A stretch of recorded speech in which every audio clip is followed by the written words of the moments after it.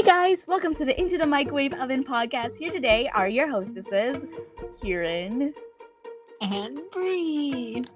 Woo! And today we had the funny idea to be talking about. Am I supposed to cut it? I mean, yeah. It's kind of hoping you were gonna. Kind of. I did not hear you. Oh man, Harry Potter, kind of. Okay, so we had the idea because Bree thought of a really bad fanfic. And I was like, okay, I guess it's time. It's time for that Harry Potter episode that it has been asked for 1,000,000 times by my mother. Yes. She wants to know everything. Except she already knows everything. So, like, what's the point? Whatever. Does anyone not know Harry Potter? I'm gonna be honest. Okay, so basically, if you don't know what Harry Potter is, I feel like it's kind of like Star Wars. Like, even if you haven't seen it personally, you know some stuff about it. yeah. Everyone knows Star Wars has Star Wars. Star Wars has lightsabers. Your father, right? Yeah, definitely. Like, everyone knows about it, but, like, if you, like, yeah. You'll definitely know. But I do know there are some people who haven't watched it, obviously, which is okay, too. Because it's more of, like, I guess a millennial above and, like, the people who grew up with the millennials and above kind of people. I don't know if that makes sense. Anyway. Harry Potter is basically just this. It's basically just the Chosen One story. It's basically one of those, but it's like the one that started all of the Chosen One stories, you know? Okay, a little bit. You're not gonna go any more in depth than that. I mean, everyone knows it's about this guy named Harry Potter who's been living with his abusive uncle and aunt and cousin. What? The key points, like, wizards are a thing, witches are a thing. They go to a magic school and they gotta kill evil guy. Hooray! Yeah. Later on. Yeah. That's basically it. Yeah, that's all you gotta know. That's all you really have to know. And it's like 8 movies, 7 books of just trying to defeat the same person, you know? And I mean, in the beginning, they didn't know they were trying to defeat him. Like, it wasn't a goal. Like, it would be a good thing, but it wasn't like, oh yeah, we gotta do this. I mean, yeah, but like, that's basically what it is. If they, like, you have Darth Vader and we have Voldemort, right? I don't know. I don't Star Wars. Me neither. Okay, well, I'm just gonna assume I'm correct because I'm always right. I'm kidding. What? Did you say bra? What? Whatever, man. You're confusing me.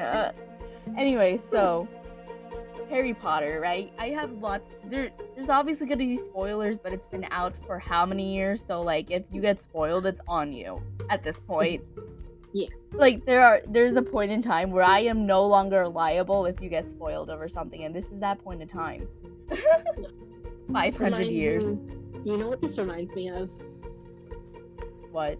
How would I possibly know? No. So, The Hobbit came out in like 2013, and Lord of the Rings came out like 11 years before that, and the books have been out for like half a century or more, or whatever. So, and it was like The Hobbit, they were doing an interview, and like the main character guy the actor said something, and the interviewer was like, spoilers, and he was like, oh, sorry, wait a minute, this has been out for so long, what do you mean spoilers? Exactly, like, it's one of those already. Yeah, at that point, it's like, it's not on us, it's free information. Like, exactly, like, leave me alone. It's been out for 30 years, maybe more. Are you good? Give or take. Whatever. Yeah. Whatever. My thoughts, I love it. I do. I grew up with it. And I first read it in the 2nd grade.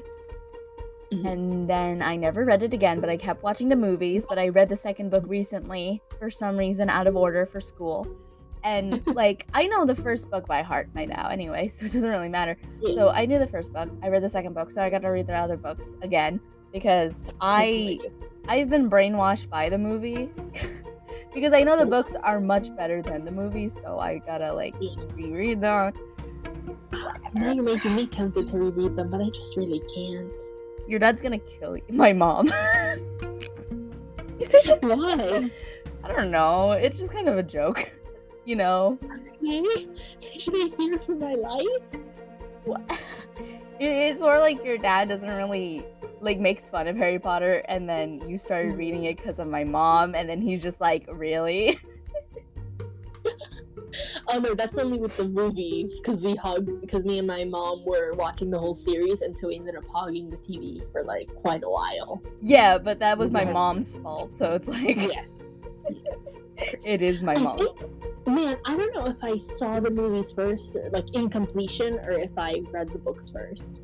I think you watched the movies out of order. Because So the thing behind that is that I watched the movies up to the third movie with you and your family, but the thing is, you and Juniper fell asleep like at the end of the third movie, like before they even time travel. That's when you guys fell asleep, and then that's when we turned the movie off. Oh no. So I watched up to the third movie then before they time travel, and then we turned the movie off, and then I did not watch it again for years or read the book. And I was under the impression that Sirius Black died in the third book / movie, third year, whatever. But no, it's not till the fifth one. Oh my goodness.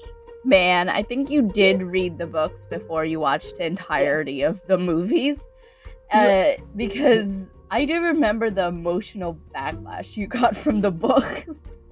I know, because it was like, first one, like, oh, is the books just different, or did I just never finish it? I don't know, but he's alive, hooray! And then he dies in the fifth one. It's like, no, he's dead! Betrayal. I didn't even, like, tell you or anything. I was just like, I'm gonna wait for this. I'm gonna wait for everything. So basically, first movie is about, like, okay, well, I mean, everything has, like, a pretty similar synopsis, so I'm just gonna go with it. First movie is a baseline. So he goes into the wizarding world, right? He gets this cool stuff. We get this exposition about he who must not be named, which is basically Voldemort. And basically what happens is that they're looking for the Sorcerer's Stone because Voldemort wants to be immortal.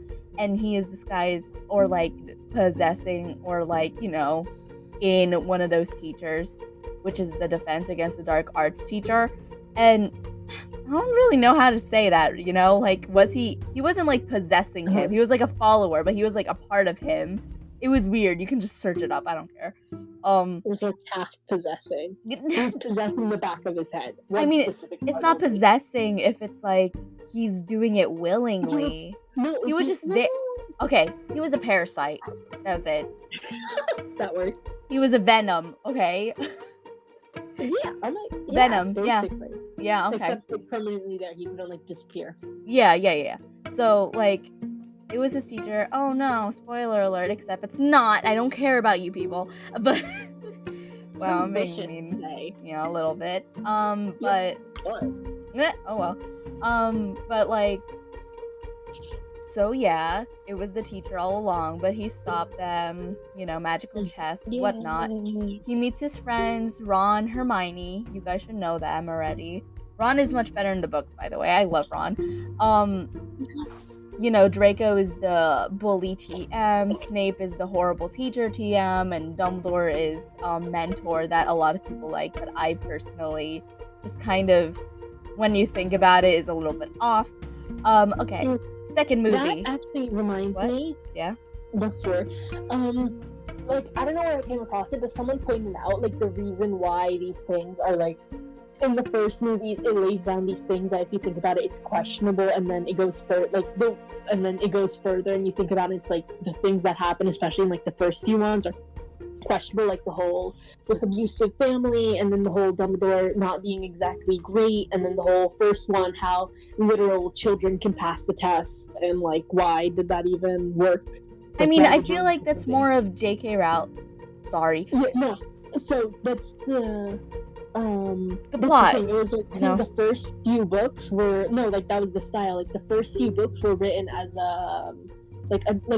man, I don't remember what they called it, but like a child storybook type thing.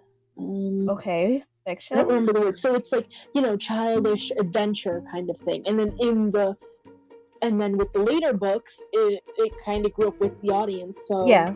it was written as more serious.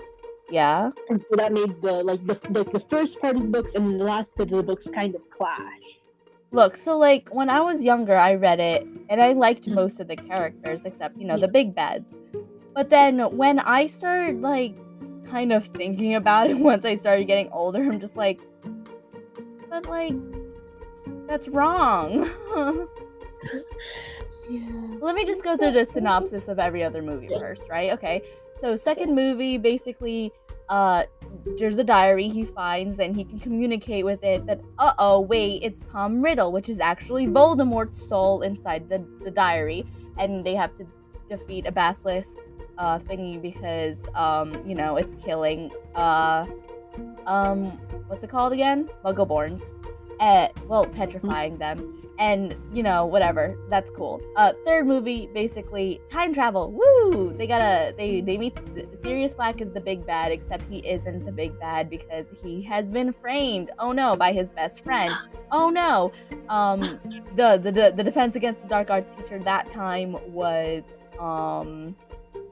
Lupin. And basically, there's 4 of them, the Marauders, there's Lupin, there's Sirius, there's Pettigrew, and there's James, which is Harry's father. And basically, they went into a lot of hijinks back then, but basically what happened was that Pettigrew betrayed his whole friends, got James to die, got Snape to be going to the big bad prison Azkaban, and Lupin's just kind of there. Sorry, but he's like he's a werewolf, okay? He's a werewolf, and that's the big bad, whatever. Cool. Fourth book, the big game one, like big games, right? In animes where they test their abilities through games. Yeah, it was that book, right? Cool. Someone dies in the games and Voldemort is back. Oh no, back in the flesh. Fifth book, basically, Sirius dies, obviously. Can you please go over this book because I mix up the 5th and the 6th one because I always watch it in succession. So the 5th book was it? It was Order of the Phoenix. So the 5th book, they basically created a whole army for. It's called Dumbledore's army. Wow, on the nose. The teacher that year is annoying. She's a stuck-up. She doesn't actually teach. Oh wow. 50% of my teachers, cool. Wow. Kidding. My teachers this year are cool, but like some of them, whatever, bad, and no one believes Harry that Voldemort is back, but he is. Whatever. Cool. And 6th movie, basically Half-Blood Prince, and basically they figure out that Sirius is, the double agent. Harry is under the impression that he is under Voldemort the whole time, though, and like Dumbledore dies in this. I'm sorry. Dumbledore's dead in this one, and basically Voldemort starts getting more rulings. 7th book, Dobby dies, Hedwig dies, almost like the ones I love die. I'm sorry.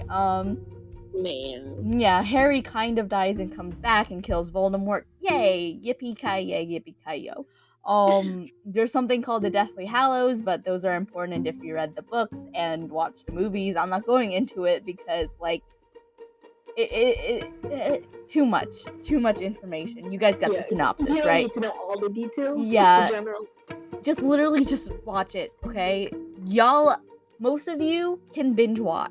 I know y'all. Your Game of Thrones, your little thingies, your little niches, your Gilmore Girls, your anime. Come on, you can do this. Just You sound like you're making stuff up, but these are real. But it sounds like you're making stuff up. Why does it sound like I'm making stuff up? Not like you're like you're saying things that you overheard in conversation, like how like when you don't know something, like your Snapchats and your Instagrams and your Twitters and like You're adding an hurting X me. at the end, but you didn't. It's just the way I'm saying it.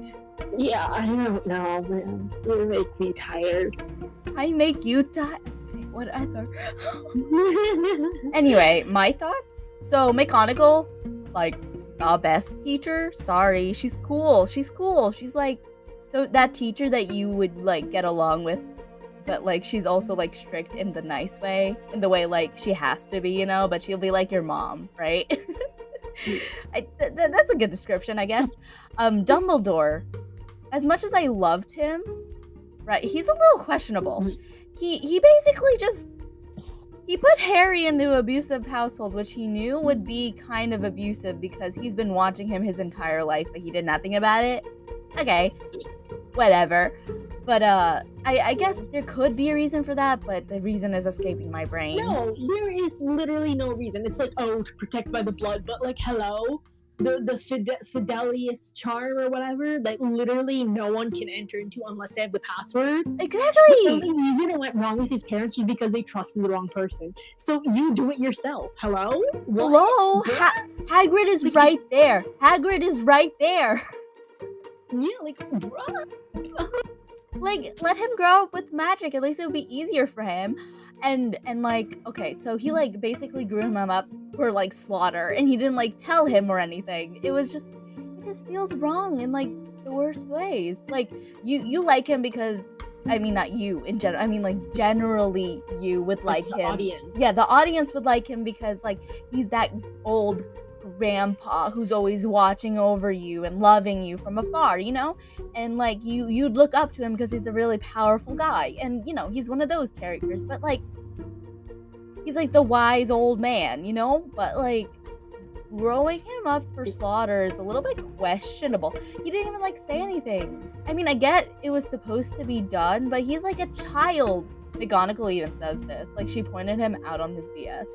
And I'm like, it's like it for the greater good, yes, but like fair, at least tell him, you know. No, I mean, I think to be fair though, it sounds kind of like messed up if you tell a child, yeah, you've only got yes, but when he's getting older, but he didn't tell him at all, period. He just says, I have my ways. But like when he's getting older, maybe you could have gotten to tell him. Okay, well that's kind of meh, because to be fair, I don't think it's not like he had a timeline. Like by like 18 isn't really older. Like to us, I mean, like to us, it's like it's 18. It can't be older. Like, okay, like it seems like, okay, you know, it's there, but it's not really older. I mean, like, look, you watch his friends. Of life, it's not older, especially like with Dumbledore living to like what, over 100. So I guess like wizarding lives are older than that. So it should really be when he's an adult, because 18, like brains aren't even like fully developed. Like he can't drink yet, like that kind of thing. But like. He didn't know the timeline. For all he knew, it could have been when he was like 40 that he would have to face him. But and like, then he could tell him when he was like past 21. But like, obviously things went wrong, and like then that doesn't explain his actions like during the 5th and 6th ones where he knew. But he at least had a contingency plan. Like, okay, if I die, you'll know what's going on, but it'll be very late. Sorry. But like, think about it this way. Harry has been through some shrimp, right? Okay, so he's watched Cedric die. He's watched the rise of Dumbledore. I mean, Voldemort. He's watched many of his friends get petrified and Ginny almost dying. He has witnessed so many other deaths and many attacks on his friends. I think he deserves to know at some point what he signed up for. Like he never planned to tell him. It's just that he wanted him to grow up. And trauma doesn't make you an adult. Yes, I know, but at least he's still a kid. At least like tell him a little bit though. Like he didn't really tell him any of his plans or anything for him. And so, like, my opinion. Wait, what? Should I let you go? I mean, like, okay, so Voldemort came back in the 4th book. There's some point in time where Harry was supposed to give himself up anyway. And like, wouldn't it be better telling him when Voldemort came back, when Harry's already determined to do anything to stop Voldemort in the first place? If all he cared about was getting Harry to sacrifice himself so that the good of the wizarding world, which is basically what it's like kind of building up towards, it feels like, because like why else would you be doing this? Then like why not tell him right then and there, this is what you have to do? I don't know, it just feels weird to me. Okay, so let me first go into like my opinion of the books in general. Yeah. I think I enjoyed like the first few books more, and like the adventures in the first few books. Well, yeah, because it's like the book I kind of enjoyed it less because it was more scheming and double planning, and then like a lot of messed up trauma and stuff. Like the first ones were fun, like oh my goodness, like basically an obstacle course in the first one. Second one, oh my, it was like running around with mirrors, and then third one it was like ooh, creepy guy after you. Fourth one, another obstacle course, and it was like kind of fun. But then by the fifth ones it was kind of like life teachers suck. So like I get it, like I do kind of agree, like towards the I don't know, like about the end of the fourth one, but like things could have gone better for him, like to be more informed.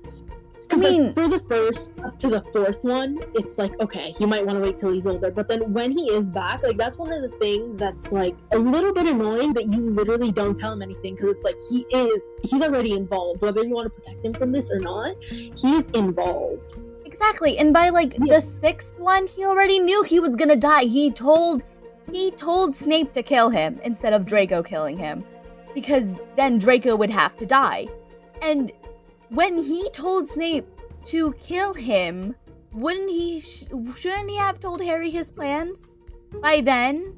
Well, I mean, to be fair, he was kind of hidden, but you're right, actually, I forgot about that. Yeah, he knew he was gonna die. I mean, to be fair, he was having sessions with him all throughout the sixth one, like trying to hint towards it instead of outright telling him, which is kind of a stupid move. Yeah. I think, unless there was a reason behind why he didn't let it all. I mean, I read it when I was in second grade, and like I watched the movies a million times. I could be missing something. Mom, tell me if I'm wrong, but this feels weird. So the thing with me is, I'm gonna be honest here, I read like the books and watched the movies like one time in like, again, around 7th grade. And then after that, the only Harry Potter stuff that I came into contact with was fan fiction and fan-made stuff. So that severely changed my view on a lot of things. Ooh. Because in a lot of fan fictions, Dumbledore does tend to end up being, you know, like they portray him in like an even worse light than before. And yeah, so it's like my views are kind of like warped, and I might say something like, oh yeah, and Ginny was secretly evil, and they're like, wait a minute, no, that was fanfic, my bad. I mean, that's fine, but like, so if you get it a little wrong, I'll just tell you. But like, just let me know, because like, no, my views are definitely changed by all the fan stuff. No, yeah, that's fine. I want to see what you think, because like, I mean, I feel like it's all because of like plot reasons, because you know, author was like, this is so to progress the story in an interesting way. So if we don't tell Harry something, the readers won't know either. Therefore, they're gonna have to piece it together and be surprised. Kind of like hooking you in, because like, oh my goodness, what's Dumbledore not telling us, and keeping you frustrated. But also, how come you're not saying her name? Is there a reason? I don't like her. Okay, that's fair. Like, I get that, you know, she's inspiring back then, but I don't like her right now. Like, her work and her stuff is cool. Her personally, no, she's not a good person. She actually did a lot for fan fictions. She went through some stuff, you know, some bad stuff, but like, what she's doing now is unacceptable. I don't want to say her name. But honestly, I saw a video that actually explained like the history of fanfiction, and honestly, fanfiction as we know it today wouldn't be a thing without her, because I think in the past it was like fanfictions could get copyrighted, but because she was openly accepting of fanfictions and even like acknowledged them and had like fanfiction awards or whatever, it ended up becoming a more open thing, and that's why there's so many Harry Potter fanfictions. And like, no, yeah, I admire what she's done. Stuff from before, like that was more like just an interesting fact. I admire what she's done, but I don't agree with all the things that she's been saying and all the additional information she's been fishing just to get more popularity, clout. I don't know. And By the way, I only know like the 7 books and the 8 movies. I don't know like the Golden Child. Oh, we're not talking about that. We're not talking about the Cursed Child. That. I saw one Fantastic Beasts book and movie. I haven't seen the other one. Okay. No, that's fine. I wasn't really gonna talk about those. I was just talking about the main series. I didn't. Oh, another fanfic because I've kind of been open on this page. Yeah. Harry Potter star Daniel Radcliffe broke 160 pairs of prop glasses and 80 wands throughout the filming of the series. I saw that before. It's really funny. Like, wow. It was like a fun fact app that I go through, and I saw Harry Potter, and I was like, oh my goodness, perfect. Oh wait, can you tell the audience what your microwave fact is, by the way, because I forgot to. Oh, right. Grapes explode in the microwave. If you put a grape in the microwave, turn it on, it'll explode. Should I say the egg one too? Gosh. No, say that for the next one. Okay, next time you get to hear about eggs. Gasp. Anyway. Whatever. Actually, so Dumbledore, we are like kind of meh about. Like, I mean, could have been better. I feel like that's more of the author's kind of downfall there, because like she's trying so hard to be mysterious, but she has like totally kind of missed what she's trying to portray Dumbledore as. Also, the whole leaving him with an abusive family thing. Yeah, I mean, I feel like that's more. We have like a plot explanation for, because he knew. Like if she had made it that he didn't know, then it's like okay, but he did know, and that's like kind of really very not okay. I mean, I think it's because of more like giving Harry kind of a traumatic backstory, so it's more understandable how he acts towards people. Yeah, but like that's making also it. Why I suggest some reason why you couldn't be spying on them. Yeah, Which, maybe block those plot holes, woman. Come on. Yeah, like say he didn't know, and that Harry was too scared to like bring it up or something. Look. I love Dumbledore. He's an honorable man. He's been doing things for the greater good, but I feel like the author has kind of missed some stuff that would redeem him as a character, because as a character with this hindsight, I don't think he was like absolutely just in what he's. I get that characters have flaws, but this is kind of like almost a breaking point, you know? Which part? Just the point that he left him with an abusive family, and in my opinion, he should have told Harry what he was doing that he was raising him for slaughter, basically. Oh, so you don't like the raising him for slaughter part? Yeah, and the fact that McGonagall had to like call him out on that BS is just showing that she acknowledged this, but I don't know. It's like the thing I was actually about to ask, what is your opinion on the whole like Harry versus the greater good, like one child versus the greater good of a large part of the world? In my opinion, if I was Dumbledore, I do the same thing. I just wouldn't get too close to Harry. I'm gonna be honest with you. Like, I hate kids. I'm sorry, I don't like kids in general. It's gonna be easy for me. But like, it's one child. And it's the whole world. I'm gonna choose the whole world over a child. But like, if I knew that child, Harry was so willing just to give himself up in every single book. Telling him would have been okay. Like, at least tell him what he's gonna be up against, you know?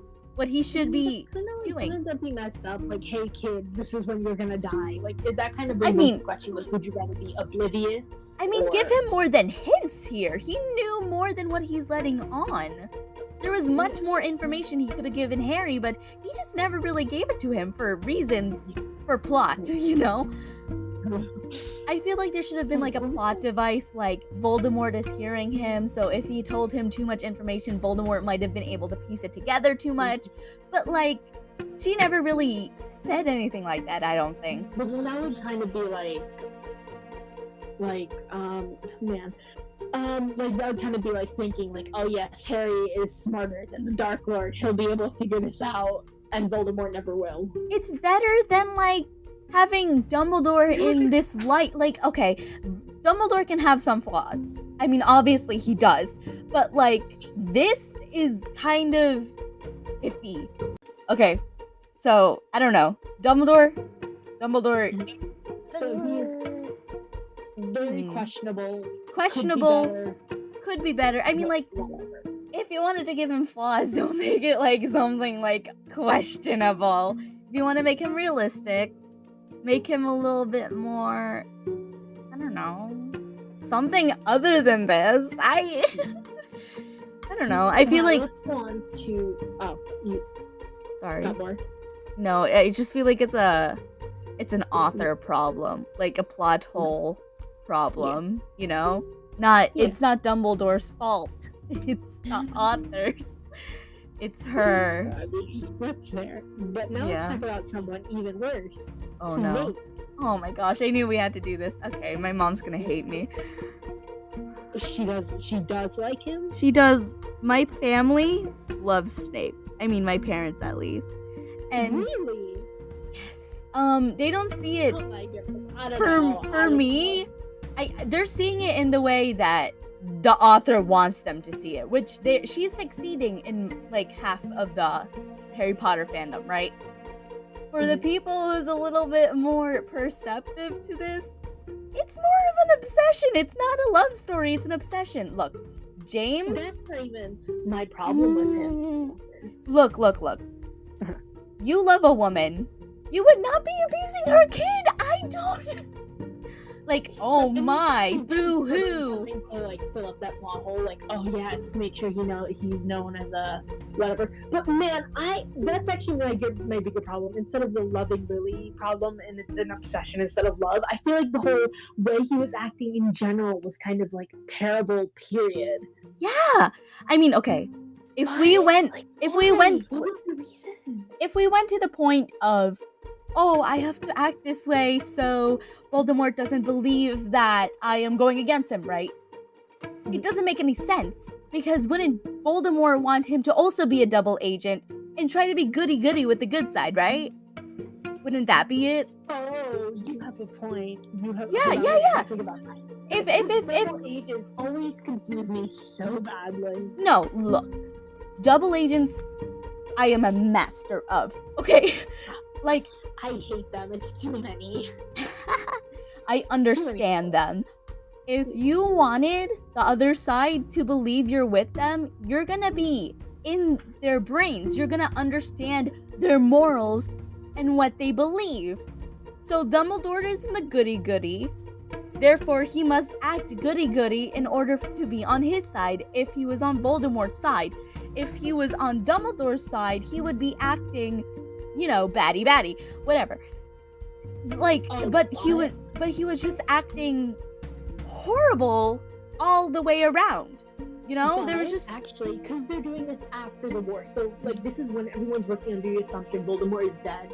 There's no reason to be a double spy or whatever. Exactly. So if he went back to being good, like, there's no reason to be good. Like, he doesn't have to spy anymore. Exactly. So, like, you know what I mean?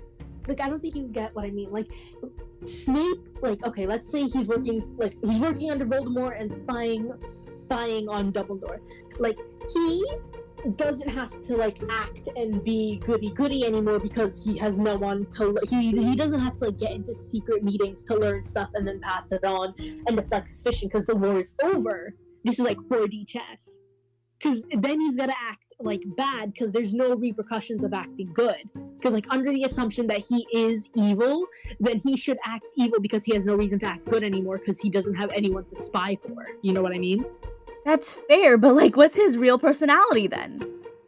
I know. This is, like, 4D chess. This is why I hate double agents, because it's, like, 12 layers of how do you gotta act without the script. No, look at it this way. Usually in double agents, there's a middle ground, right? Where you can see them act in the light that they are naturally going to act in. And with their personality, you can gouge out how they're gonna play this right? So if Snape had a personality of his own, right? If he was personally just a horrible, snarky person, and he knew the Dark Lord was gonna come back eventually, or like he's still in there. He knew he was in that school. He knew he was gonna rise eventually, and he was still a double agent, right? I mean, like, he's working for Dumbledore. But like, if he didn't have the extra info, like if he was really just working for Voldemort, like I don't like Snape either, but like if he was working for Voldemort, then Voldemort would not have told him, I have a way to come back to life. So he's supposed to be working under something that Voldemort will never come back. No one was supposed to know that, because that's his whole thing. He fears death. So nobody knows about the Horcruxes. Literally, even his closest people, they know it's important, but they don't know what its purpose is. So he should have no reason to believe that he's coming back. Thus, there's no reason to act good and get on their good side. I told you, it's like 6D chess. We're going up in Ds. Okay, you know what? Let's just look at how he was playing it now, right? Well, okay. I kind of wanted to... Yeah? Go on. Move more about, like, less on his spying and double acting, but like him as a character, I just do not like. Okay, well, look.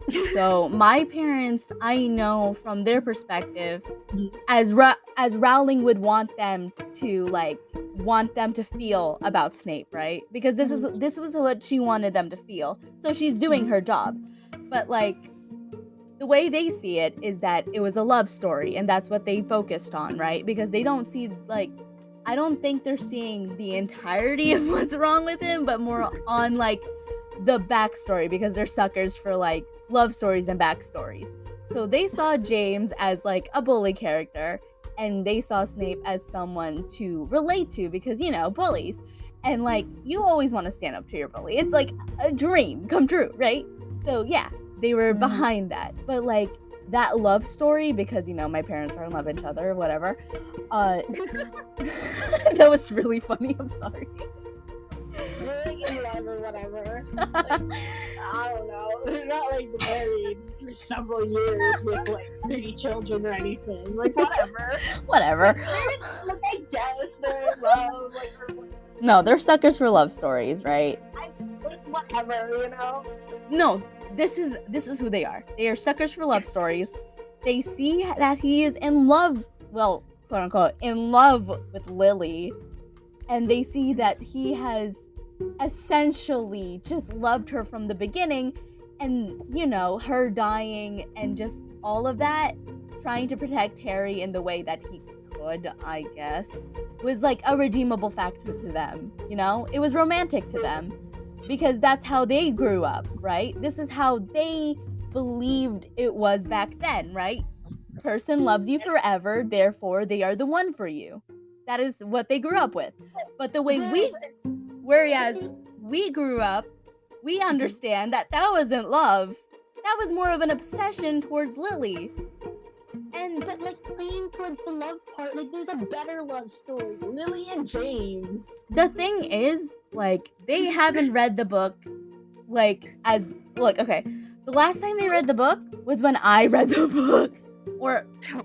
So, yeah, I can understand that they can't remember as much, because James and Lily, it was very foreshadowed by this because of how it was written, right? I think you're seeing it in the fan fiction sort of light. What? No, yeah. Because in the book, yes, in the books, they didn't go in depth, but it was there. Like, it was a good love story, but the way that Rowling made it so that Snape's obsession towards Lily just overshadowed it.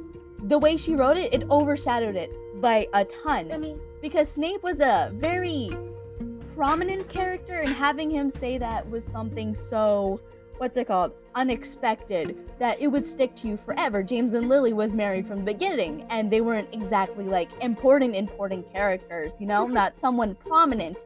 But Snape was alive. Snape was a person in this story that had a role, and therefore having him say that had more of an impact than having James and Lily be in a relationship. And since you read all those... What? The roles in the book reflect their relationship perfectly.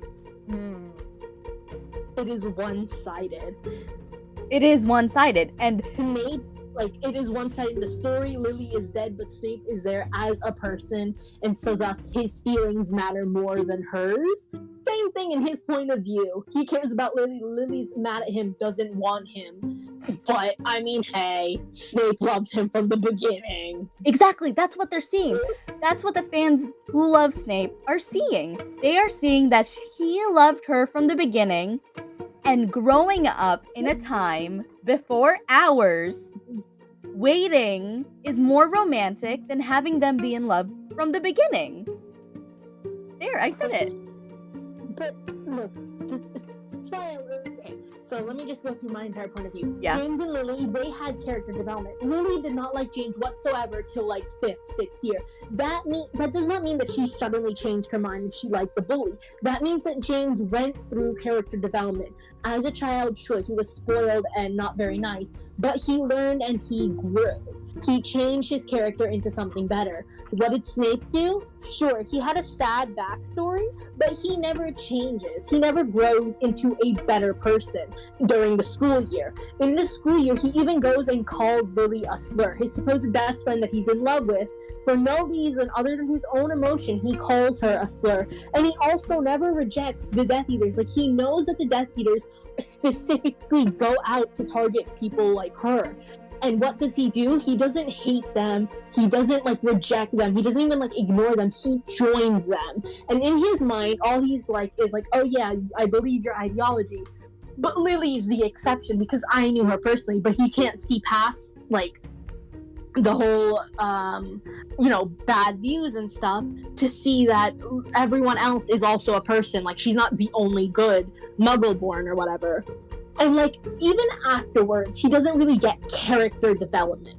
Not really. The only reason he changes is because he finds out Lily's gonna die. So okay, you know what? Okay, he chooses to do good for a single person. And like, that's okay, I guess. Like, okay, you know what? You have your reasons to be good. That's okay. But he, like, man, what was, okay, character development. Because he doesn't, so he changes and he joins the good side, but that is all that he really does.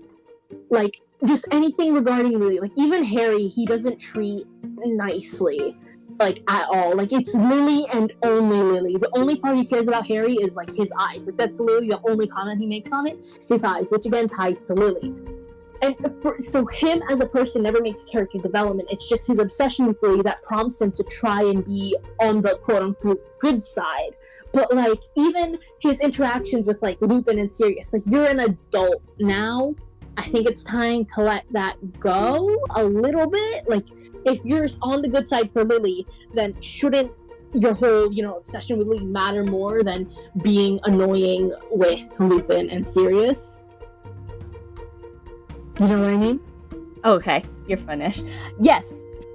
Yes, absolutely. With all of that, I agree with you, but you're, like, much more educated on, like, the backstories because I'm more focused on, like, Harry because I've watched the movies more than I can count, more than I read the books. So, you probably have more information on how that dynamic works. And what I can say is that I understand my parents because growing up, like, they've shown me their movies. The waiting, the doing everything for them, doing the one true act only for them, that's considered romantic to them. And I understand that because that's what they grew up with, it's what I grew up with. But when I started getting older, I started seeing, like, what is this? This is a little bit, like, I get it. The waiting thing, and the waiting thing can be cute. Like, yeah. One, my mom loves, like, The Notebook, I think it's but, called. Yeah. But, like, the problem is he never really did anything to help. Like everything you said was correct. Like, I agree with you, and I can't even elaborate further because what you said was absolutely correct. I just want to emphasize the fact that it was like, look. Okay. But I mean, wait, actually, a question I have, the whole waiting thing. She's dead. What's he waiting for? Exactly. Like, what is he waiting? He does, like, okay, maybe he's protecting Harry. Like, in the first book, he protects Harry from, like, Quirrell.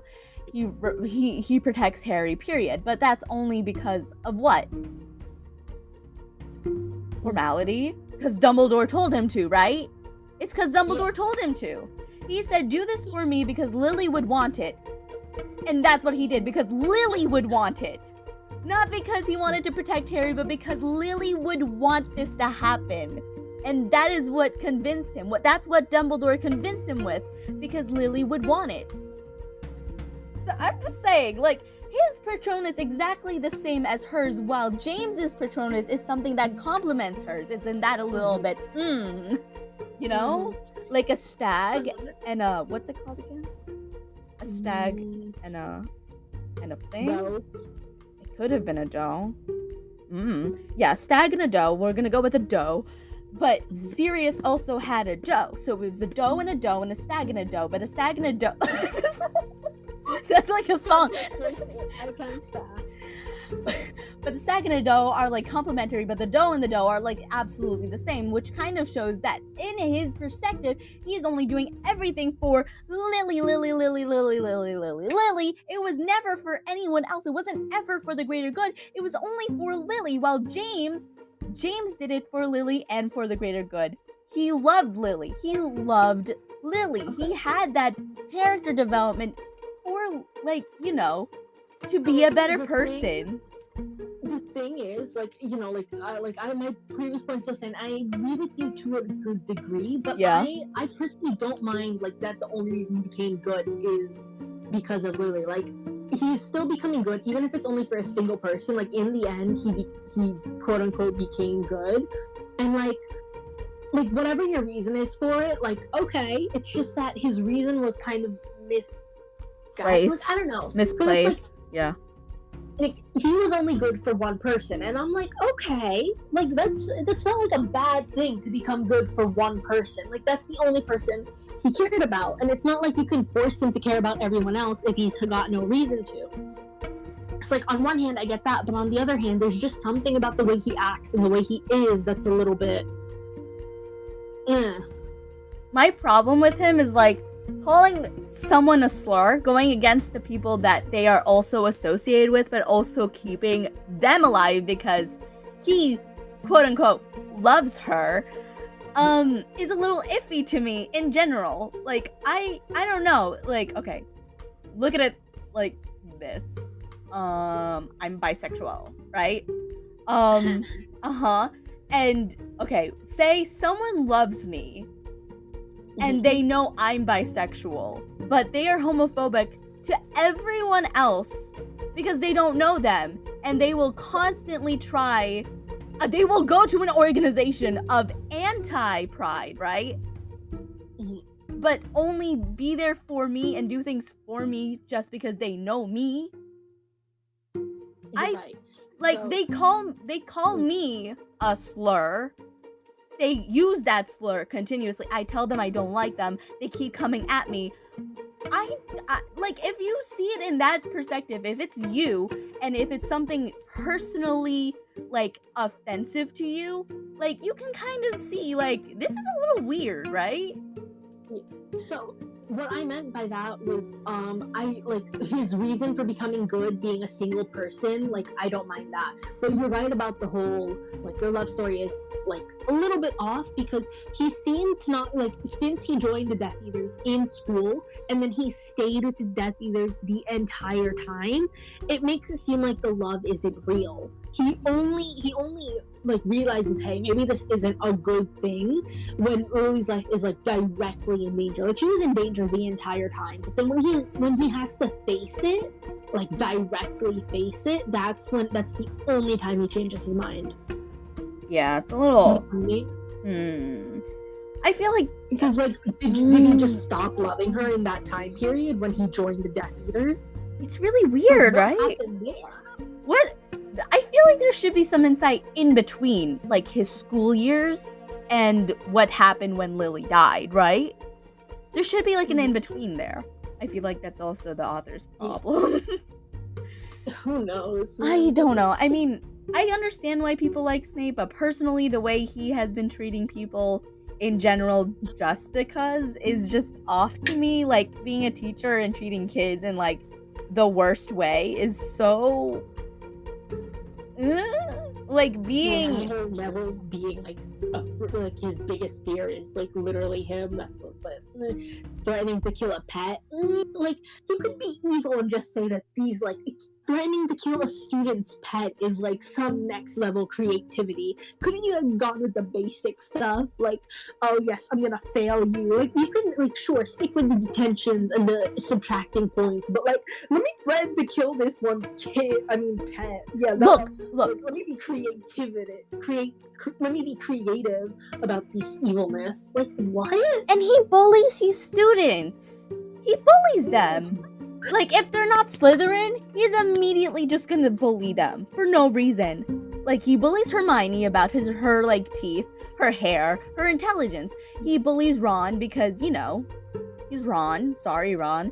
He bullies Harry because he's Harry. And it's like, what is wrong with you? He bullies Neville because, you know, he's a little bit dopey. He's a little bit, you know, like...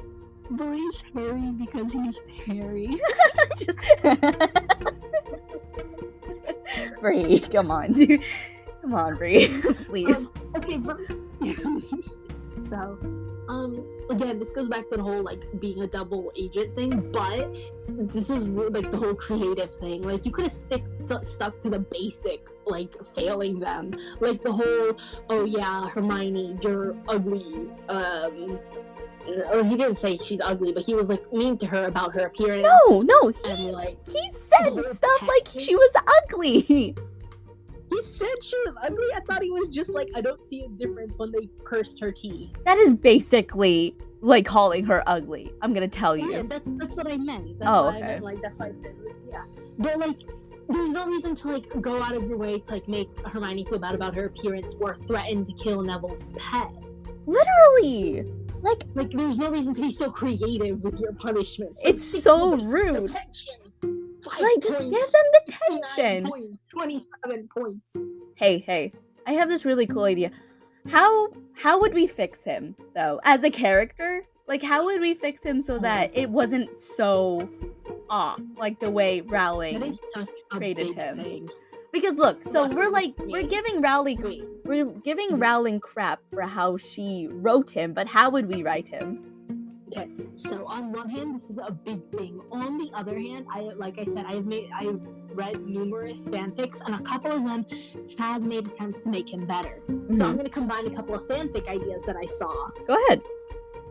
Okay. So, one fanfic, this was a standalone fanfic, and basically what happens in this is that he becomes friends with Lily again, basically. Like, something happens and he reunites with Lily, and along the way, he becomes more friendly. He also becomes friends with James, because that's someone that Lily cares about, and she makes it clear, I care about you both, but, like, don't, like, basically it was just, like, following Snape and him reuniting and befriending Lily again, coming to understand that they do love each other, and, like, he's like, okay, I care about you both as friends. And also coming to care for James as well. Like, getting past the whole bully thing and like, okay, you know what? You're not so bad, and we both care about Lily very much. And he lets go of the love thing, because, you know, she's married, she's got a child. And then she dies, so it's a little hopeless to be pining after her. Like, he can love her as a friend and someone who is there for him in tough times. So first of all, that fixes his whole obsession with Lily thing. Yeah. Man. It's like what you're saying is that he's still in love with her, but like backs off, but then she dies, right? Not exactly. It was more like he wants to, like, man, I forget what's the word. Reconcile. He wants to reconcile with Lily, and along the way, I think he stops like loving her in the romantic sense and more in like the friend sense. And he befriends James to an extent. Like, he doesn't hate James anymore. Like, he becomes even close enough to be friends, hold a conversation over, like, tea or whatever. Tea, okay. Yeah. Another thing, when he finds James and Lily's dead bodies and ignores Harry to cradle Lily's body, he does not do that. He does not do that. Please, don't do that.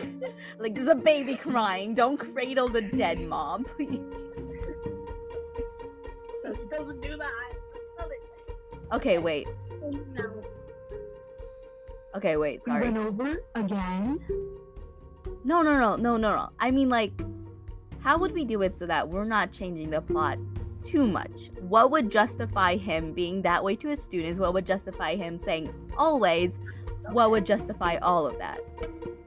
Man, Okay, so without changing canon. Yeah, without changing the canon, how would we make it so that it would be acceptable? Like, okay, I like that backstory. What? So basically a plot device? Yes. Like, okay, I like that backstory. I think that backstory would be good, right? Like, it would still be a doe because of friendship, but it wouldn't just be about obsession. That would fix it. Yes, that would fix that obsession thing. But I want to see why he is that way to the students and what makes him stay the way that we see him as. Because the problem was we didn't see him as a kid, like, growing up again, but we did see him, like, you know, like that. Why was he still in the Death Eaters? He's still gotta be. So do we? Because so we can't change his thing. So it's like him trying to kill Neville's toad. That's still canon. Yes. So like everything, he was still in the Death Eaters since his school years. All of that is the same. How would we keep it that way so that it's not weird? Oh yeah, no. Him befriending Lily and James, he was still a Death Eater. Okay. So like, he's just, it was just giving added information that he reconciled with Lily and he befriended James to an extent. That's all that's added. He's still a Death Eater. It didn't change canon. The storyline still went accordingly. Does he give them information about what the Death Eaters are talking about so that they have some kind of, like, you know, information flowing, understanding where they're going with their plans? Yes, but that's also the same in canon, because like I don't think nobody knew Peter was like evil and whatever, so they would know, so like even in canon they knew that Voldemort was going after them, and in the altered one they also still knew, and it's just that they didn't know it was Peter because Peter was sneaky. Okay, perfect. So we got the backstory for him. Yeah. So now, during school, canon is where it goes wrong, because I feel like the closest thing she did do was like the whole double spy thing, so he's got to seem loyal. And I suppose you can try and do it with the remaining Death Eaters that are still there, like say Lucius. Yes, so like get Lucius off your tail. That's why he's being such a annoying person, other than with Slytherin. But that also wouldn't exactly work, because it's like he's like, Lucius is like, oh yes, I don't follow Voldemort, and he's like trying to show like, oh yes, I am a good person, look at my money donations, I am good. So there is no reason, like he gave up the Dark Lord and everything when he died. So like if he didn't come back to life, he would have stayed living as he was. So that wouldn't really make sense for him to be like watching him like a hawk, like So this is because I don't think you really can. Like, I think the best you can do is like justify some of the stuff he's doing, like threatening to kill Neville's pet. Like he knew Hermione would help Neville. Insulting Hermione's appearance. There's not really. Maybe he wanted her to run away so that she would go to the nurse instead of looking at him for help. Yeah, maybe just like some reasons for these, like not just give them reasons to why he's doing this other than he's just a hateful person, right? But I mean, like, that's with the whole double spy thing, because isn't it like explicitly stated in the book that he was mean because of being a double spy? Yeah. I mean, I guess that would make sense, but like going to that extent. Yeah, so that's why I feel like you can't really change canon. I mean, you can't, like, not change canon and redeem him. Frick. So maybe Rowling was just in a tight spot, and we can't think of anything. Okay, wait. No, I lost it. So it fixed the obsession thing, but it didn't fix the fact that he was just really mean to the students, other than that he was a double agent, which is, like, weird in a sense. I feel like that would fix most of it, because he doesn't come across as bitter anymore. It really does seem like that's the only reason he's doing it. Like, when he's bullying Harry, even if you reread it, it's like, you know in the back of your mind that it's partially to punish the son of James.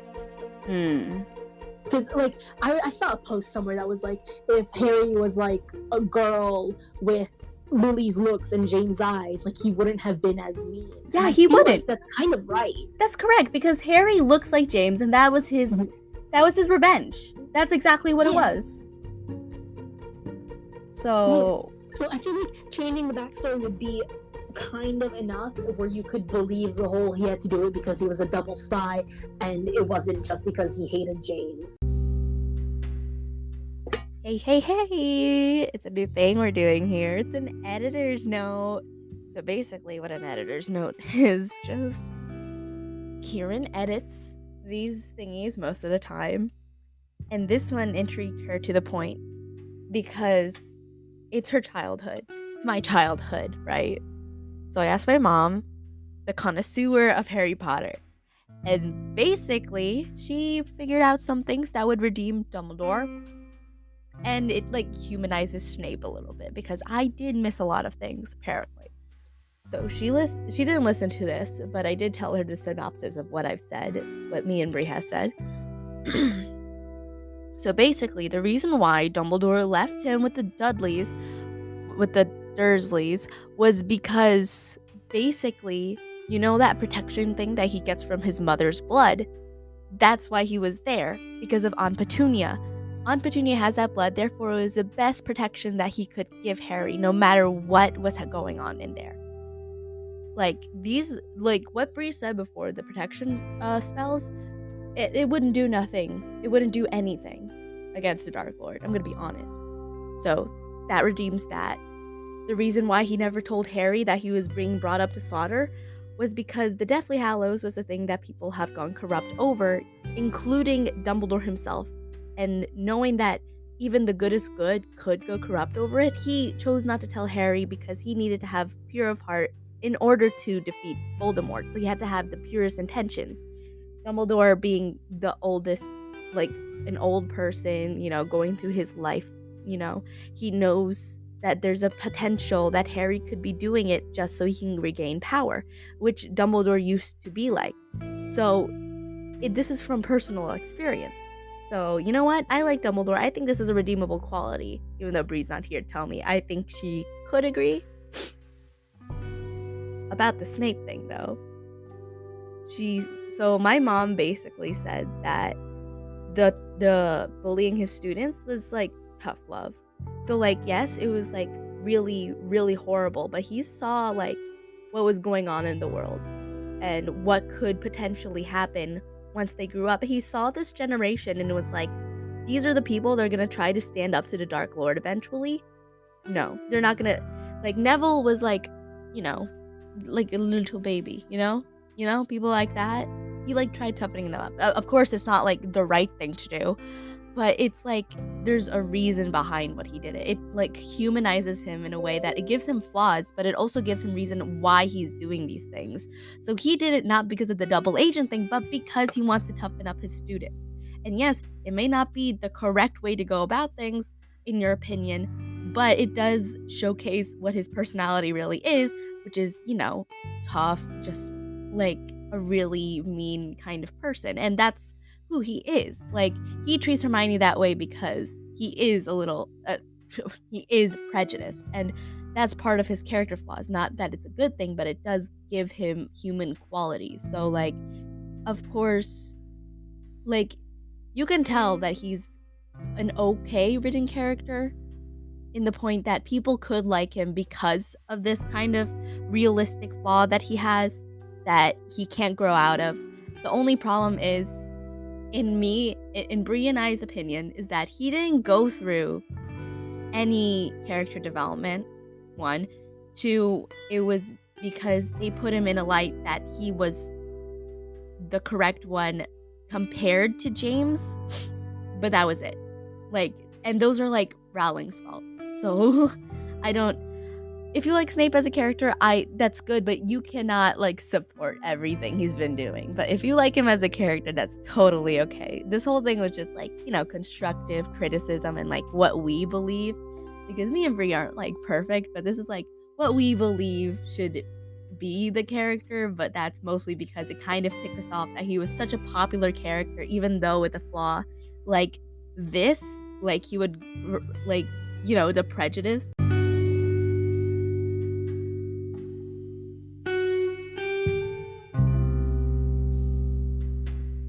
Well, anyway, so yep, that's it about that conversation. Now it's time for Bree to talk about. We'll continue with this conversation, but like, Bree, why? Just why? I'm putting this at the end. I mean, not at the end, but in between 2 segments of this episode. So, like, I have talked about a little bit more in the next few minutes after this. And then Bree talks about the thing, and I don't want to talk about it anymore. So, enjoy. So, like, okay, I guess that would fix a lot of his character. Just giving him some kind of better backstory, and that would fix most of it. So it would be more believable that it was to be the double spy, which is, like, weird in and of itself, but, like, I guess it fixes most things, right? He would be a flawed character. It would be flawed. It's like, you know, he's not perfect. He's not supposed to be perfect. And I think that's not like beyond redemption flawed. Like, come on, who released children? Yeah, so it's not beyond redemption, but it's like just there. Like you could kind of see where he's coming from. I think that would fix it. Just having a backstory. I think you're good. I think that's good, right? Yeah. You know what? You're right. Rowling should have just given him a little bit more backstory, and then it would have been believable. And then I would have liked Snape. I don't know if I would liked him, but I wouldn't like him, but I wouldn't be like, that's weird. Like, but I mean, I think we can agree upon the whole naming your child after him is a little too far. Oh my gosh, why did you name your child after him? There's literally everyone else. No, but not even name, like, oh, there's everyone else that you could name after. Like, pick an original name. Have you? Well, okay, if we're going by the honorable people, what about Sirius? Did he name his kid Sirius? What about Lupin? What about Hagrid? What happened to them? Yeah, he named his daughter Luna, but she's still alive. I know. I mean, okay, so alive people. You could have done alive people? What is this? No, but I mean, like, the whole naming every single child after some dead person is really ominous. You don't have to. Like, you could pick original names. I mean, I guess it's for the sentiment, but, like, this child is gonna be stuck with a dead man's name. I'm thinking of James Sirius. Like, he's gonna be stuck with a dead man's name. Never let Harry name anything. Never let them name anything, please. And even worse, he's married to Ginny, and didn't she name her owl like Pigwidgeon? Oh my gosh, she did. It was hopeless from the beginning. It was hopeless. They didn't get married. It was hopeless from the beginning. This is so sad. Those kids were doomed for this stuff. They're gonna die. We're not talking about the cursed child. Okay, so good. Anyway, so I think that's enough with Snape because we got everything out, right? Yeah. Okay, there's not really any, like, okay, so I love Ron. He's much smarter in the books, let me tell you. He's much snarkier. He has a personality. I love him. Hermione is kind of ish the same. You know, it's a very, like, not one-to-one, but it's very close anyway. Harry's pretty one-to-one, but he's a little bit more stupid in the movies, I'm gonna be honest with you. My favorite scene in the movies is where Harry is, where Hermione is like, "They only like you because you're because they think you're the chosen one," and Harry's like, "I am the chosen." And she smacks him. That's my favorite. I am the chosen one. Ow. That was funny. But I don't know, do I have any specific thoughts? I wish less people had died. Like, I get it, it's supposed to mean something, it's more people died. But man, it was like the end of the books already. Like, I get it, a big battle with lots of deaths. But I'm like, man, it just makes me sad. Like, why would I? Like, it's supposed to be a happy ending, and I get it. War in real life is like death and gritty, and it's a bad thing. But this is a book where I'm supposed to be happy. But then you throw these deaths on me. Like, I get the reality of war is like that. People are gonna die. But this is a book, an escape from reality. So I wish less people had died. Because it's like, the book is over. It's not like it would change plot points. Like Fred and George, like, if they had been alive to run the store together, what would that have changed? So as a writer, it just wouldn't have as much impact. It wouldn't feel like, oh, there wasn't much consequence to just anything, you know? Like, you could have just not died, you know? Like having no deaths would feel like no impact. Having too much deaths would be not much impact either. So having like just enough death would be like perfect, but I get what you're saying. I guess you would like an escape, but like for a book like this where it's like an overarching plot and there are like people dying in the first place and it's like an actual serious issue happening there, I don't know why you're trying to escape with that. I no, because I just feel like this is like, of course, like personally, like Yeah. I don't like it. Like I don't like people dying, especially like right at the end. Like I'm not saying like, oh, keep Sirius alive, keep Dobby alive, keep like anyone alive. I just mean like with the final battle, seems kind of like a shoehorn in for sad stuff.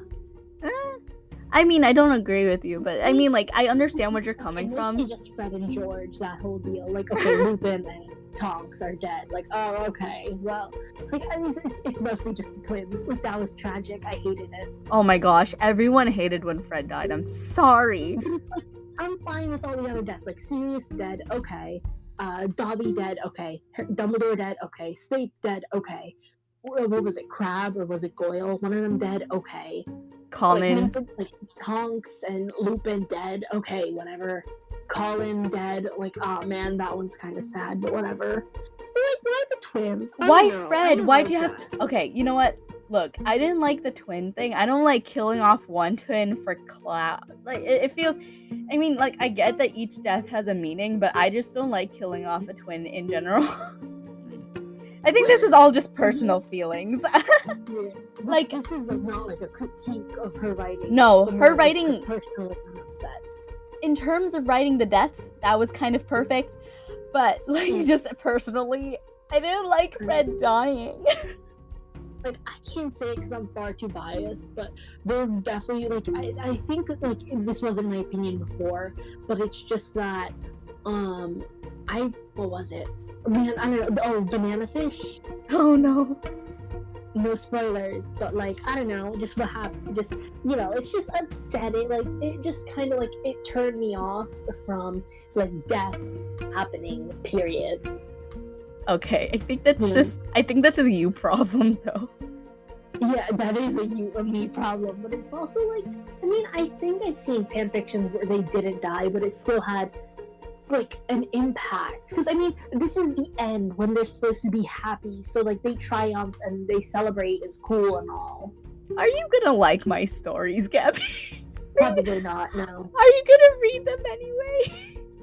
Yes, I will, but I probably won't like them. Why? Like, if I ever write something, like, no, everyone alive, almost. Not everyone, but no, you know what? Yeah, no, everyone alive. Yeah, I just don't like it. It's upsetting to me. It's upsetting me. You're not gonna enjoy reading? No. I'll enjoy the funny bits. Okay. Yeah. It's a person. It's me. It's not you. Not you. Okay. It's me. I can't please everyone. Whatever. It's not on me. It's on you. Let's talk about something else because I feel like it made you sad. I can never keep track of the Horcruxes. Like, there's supposed to be 7, but I always, like, are you sure? Like, but there's 8, but then there's another one that makes it, like, 6. I don't know, man. The book, the necklace, the diadem. Okay, you're gonna have to slow down. Okay, so, first book. The book? Oh, wait. Yes, okay. The book, the diadem. Can you please write this down? I don't know if I'm gonna keep repeating it. The necklace. Hold on. Okay, wait. Okay, book. Diadem. Necklace. Necklace. The snake. Ring. Oh. No, let's do ring and the cup first. Who What else? was that? Okay, time to switch it off. No, diet. Okay, man. Okay, diary, the ring, we got that. Ooh, the locket, we got that. That was necklace, right? The cup, The cup. the diadem, Diadem. Harry, obviously.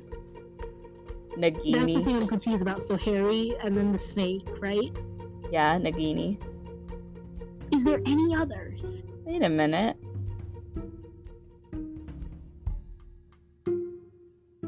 Man, hold on. Now I gotta look it up. Wait a minute. Okay.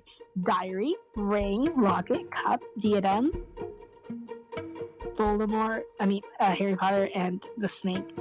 Okay, wasn't Nagini man,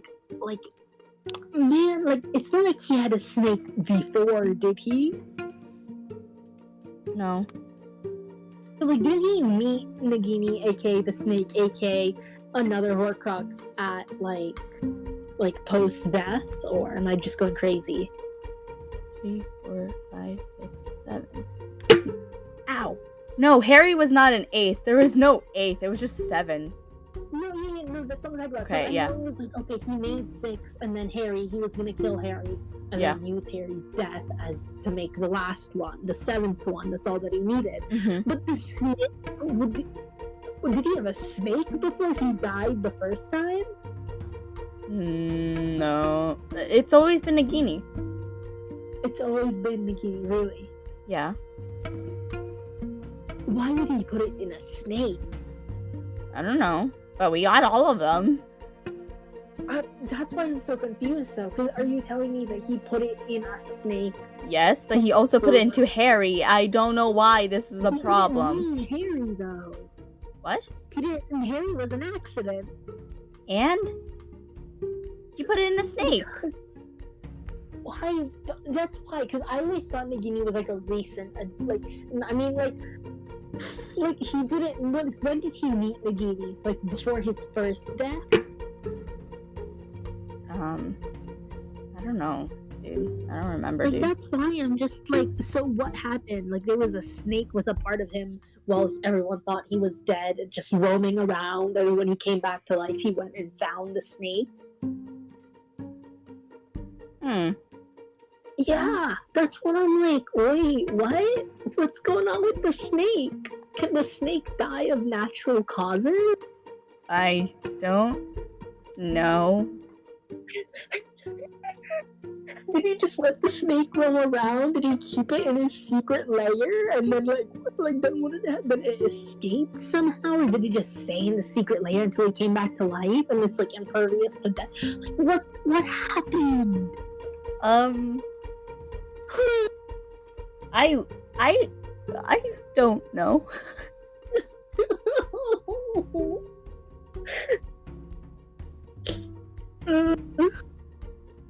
Okay. So the book was destroyed. The ring was destroyed. Everything. Everything was destroyed. But like, what was I thinking about? Man, I forgot what I was thinking about. What was used to bring him back to life? What? Wait a minute. What was used to bring him back to life? He was the master. No. Wait a minute. No, he was a ghost. Right. Okay. So he turned the book, the diadem, the necklace, the ring, the cup, and let's say the snake into Horcruxes, and then he was gonna spit off his soul to make another Horcrux, no idea which one, out of Harry. So, like, I was always confused by this as a child, but I searched up. So, the truth is Harry never actually died. His mother's protection lived on in Voldemort's blood after he incorporated it in the potion which brought him back to his physical body. This is why Harry got to heaven, but since he chose to stay alive, he managed to come back to the real world. Yes. But no, that's not what I was... Wait, what was happening? Like, wait a minute, like, because I thought he was gonna like use a Horcrux to like that part of the soul. What? Because like the reason for the Horcruxes are to bring him back to life, right? Yeah. And so so I got confused a little bit. Like, okay, when Peter does the ritual, which Horcrux does he use? And I'm like, no, wait, it's the ghost. Are you okay? No, because when he dies, he's tied to the world or whatever, so his soul is like still there, I guess. Yeah. and one part is in Harry. Yeah. So it's like 7 Horcruxes, including Harry, which is unintentional, and then himself as a ghost that is tethered to the world, and that's what they used. Okay. So I just got confused for a little bit. Okay. Are we clear now? Or Yeah. okay, you want to talk about your dumb fanfic? Oh, okay. So, if you want to, you can just Google the worst fanfic ever, and you will get this title. Fanfic ever.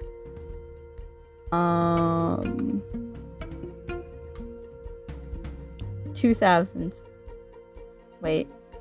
Rini's horrible death. Wait. What? What is happening? Okay, wait. The worst fanfic ever. The worst fanfic ever.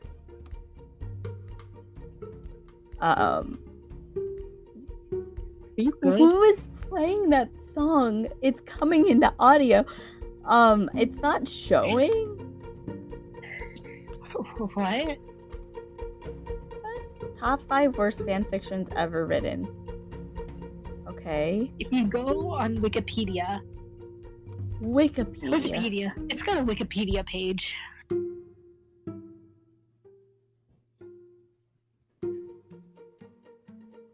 Oh, should I? Yeah, go on. Okay. So it's called My Immortal. So I don't know. Found it. Isn't the worst fanfic? Oh, you found it. Okay. Yeah. So it's called My Immortal, and it is a Harry Potter fanfiction, obviously. And I was curious about like why it was like so bad or whatever. And so I wanted to go check it out. So I looked it up real quick, and it turns out that the original fanfic has been deleted for killing brain cells, lowering everyone's IQ. Wow. And it's not even wrong. It's hurting me. Like, it's on one level it's hilarious, on the other it's like killing me. And I don't mean like it's bad writing. Like, it is bad writing, but it takes that to like 12 different other writers. Man, it got reposted, so I'm able to read it. Elaborate. Like it got deleted from fanfiction.net, but someone like reposted it or whatever. Okay, go on. And, man, this thing is really just terrible. I don't know if you've ever seen the one thing, but it's like a line of dialogue where it's okay. First, let me give a little bit about the story. It's about this OC original character called Ebony Darkness Raven Dementia Way. Me too. Go on. Dementia is one of the names. Darkness is one of the names. It's okay. Go on. Raven. Anyway, so her name is Ebony, or sometimes Enobi, because man, there are. So it's an OC in Harry Potter, and it's basically like a typical Mary Sue, aka overpowered female character, basically, like zero flaws, perfect, and it replaces the main character, like better than the main character type of thing. And this Mary Sue is like, and it completely changes the world too. The author was like, oh yeah, I'm gothic, not gothic like GOTHIC, gothic GOFFIC. I think this is just her way of writing, misspelling everything. Okay. I'm crying because I'm looking at it. So, and it's basically, I don't even know what it's about. It's just about this one OC that's in Harry Potter and completely changed canon. Like, Harry Potter is now called Vampire, and he's goth and emo. Draco is also goth and emo. Oh, the main character's a vampire. I think everyone else is a vampire too. Okay. Ron is like Dracula, I think. Okay. Help. And I don't know. And there's like, I'm gonna cry. Man, this is a disaster. And okay, there's and they're all in Slytherin because they're emo and goth now. And Snape is in Gryffindor because he's a prep or whatever. A Christian or something, so he's in Gryffindor now. It's such a wild thing. It's barely readable. Yeah. Okay, so they misspell everything, and it's so many bad things in here. Like, okay, let me do a trigger warning real quick. Oh. Yeah, it's okay. They do like trigger warning about a lot of stuff, like low-key homophobic, low-key racist, low-key self-harm and suicide. What the heck? Voldemort had been disguised as lead vocalist Gerard Way. Are you reading parts of it? So they misspell stuff like Gerard Way, what have they ever done to you? What did he do to deserve this? Okay, let me read one line. I'm on chapter 26. There are only, I think, like 40-ish chapters. And like, there's honestly a debate, like whether this was actually written in all seriousness or if this was some kind of parody. This has got to be a parody, please. It is. Like the author, like in the future came out and was like, "Oh yeah, this is me, by the way," and I don't even know. And it's insane. Let me read you one line. Remember, vampire is Harry. He switched his name. And also they're Satanists. Obviously. Gothic and all. Let me read you a line. "Hi, vampire," I said flirtily as I started to sob. This has got to be a parody. Please say no more. I just read the Wikipedia. Like, some of them are like, I'm slightly disturbed. Wait, let me read another one. Okay. So there's this famous bit that's like, "I'm so sorry," he said in a shy voice. "That's all right. What's your name?" I questioned. "My name's Harry Potter, although most people call me vampire these days," he grumbled. "Why?" I exclaimed. "Because I love the taste of human blood," he giggled. "Well, I am a vampire," I confessed. "Really?" he whimpered. "Yeah," I roared.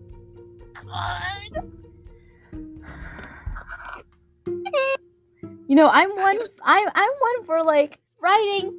Writing is creative expression, but if your creative expression is... No, that's not the worst part. They write like how people type, like text. Like instead of YOU, it's just a regular U.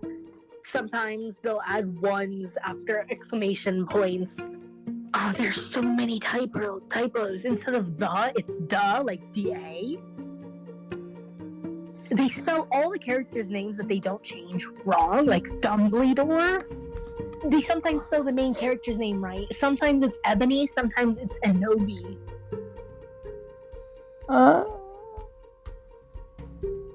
Instead of expect, it's aspect, like ASPECT. Oh, alright. Trigger warning for pedophilia as well. What the? Okay, no more. We're done. No, I have to explain this whole thing. No, I need to get this off of my chest. This is such a disaster. Can we not, though? Because there are people watching this that are my parents! No, I have to get it off my chest. Oh my gosh, please. I'm dying. Like, okay, we go back to the past trigger warnings, okay? So, like, self-harm, like, she's, like, frequently, like, slits her wrist.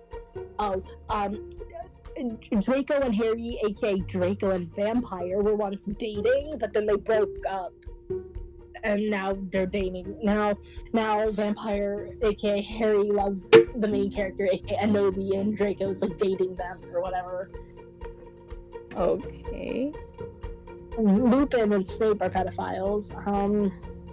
There's one scene, the whole racist thing is because there's one scene where it's like, oh yeah, there are two characters being shot by a black man. It's like they never went out of their way to describe a character's skin color or mention any like people with like black skin, except at this point where it's like this black guy shot two people and it ended up being Snape and Lupin, and it's like, excuse me, that's wrong. Okay. Yeah, and then like the authors know because they do that. It's like ONOY and I wasn't being racist, okay? In like the next chapter, he's horrible. Like, wasn't? They spell that WUZNT. Stop. Instead of minutes, it's mutates instead of minutes.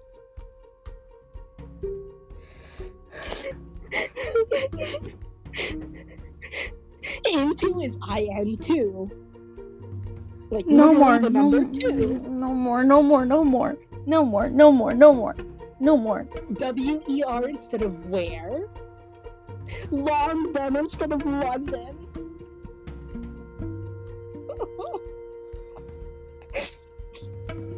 Giant. Like, the whole lowering IQ thing, you know that thing? Gothic Marty McFly, who gives Ebony a black DeLorean time machine able to transform into an iPod.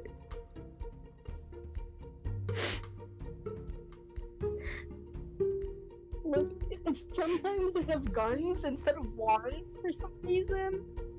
Ebony sleeps in a coffin.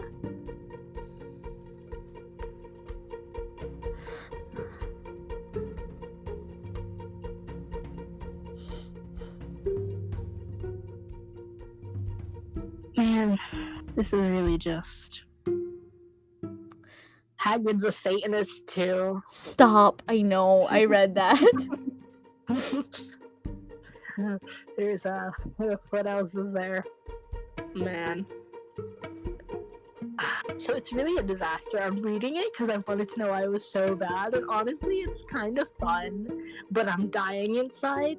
The whole lowering IQ thing is absolutely true, because I've caught myself a few times using the wrong words, and I'm like, what?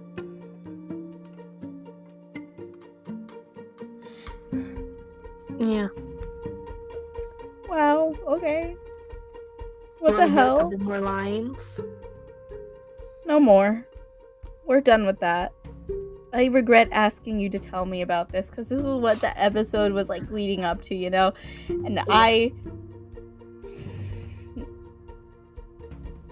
Oh, one thing though that's amazing is that whenever it's the professors that the professors are constantly like insulting them, one of them is, "Why did you do such a thing, you mediocre dunces?" asked Professor McGonagall. Like, I don't know, mediocre dunces seems like the height of insult to me right now. Soggy. What? Soggy. Froggy? Soggy.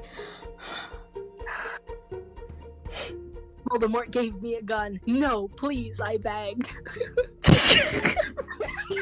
I'm sorry, that hurt the microphone. I have another one. Stop. Instead of using Cruacious, or at least that's what I think they were supposed to use, it's Crookshanks. Crookshanks? The cat? I know, I was like, Crookshanks the cat, but they use it as a spell and it makes Voldemort fall off his broom and scream. So I'm like, you mean Cruacious? Oh, They have cars for some reason. Oh, Hermione is called Bloody Mary, except there's an apostrophe after. After the B, there's an apostrophe. And I think it's on purpose, because it's always there, unless they misspell it. And it's like, what?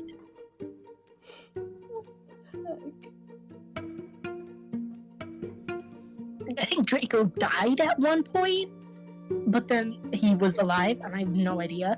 Everyone cries tears of blood. Can we please end? Wait, no. Abracadabra is used instead of Avada Kedavra. Can I'm begging you. No, I'm not done. There's 2 minutes left. It's like 2 hours. Okay. I am so scared. Okay, fine. So yeah, it's horrible. Must we hurt the audience? My hurting them is jokes. This is gonna make them lose things. Good. Anyway, this is hilarious. The author had like a fight with the editor, and so killed off a character that was supposed to be them in her book. Like, what? Please I have outro. no idea how bad it is. Please outro now. Okay. Well, that was fun, you guys. No. But, I mean, I had fun. It's like therapy. But anyways, now go radiate your favorite Hot Pockets and boil some tea. Good night. Enjoy. Don't write this.